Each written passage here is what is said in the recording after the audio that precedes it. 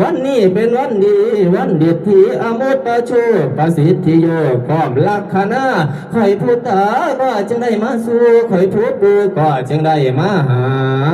ตามภาษีภาษาคอยนี่เป็นผู้เฒ่าหูสร้างเล่ากาเส้นขวาละว่าเดือนมาพาลัญญา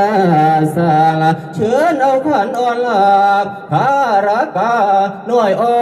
นเนยอ่อนละเชิญละยุ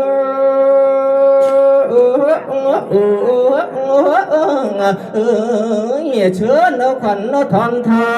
ให้ไว้เฝ้าเนนให้ตายมาให้ตายเด้อว่ามาเยอะขวัญเลย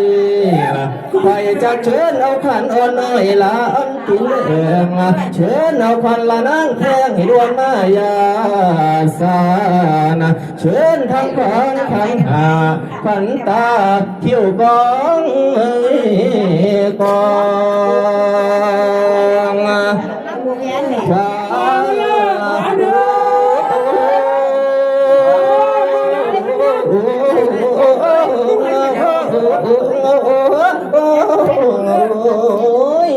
พันเจ้าผัดกาละแม่นผัดกันเน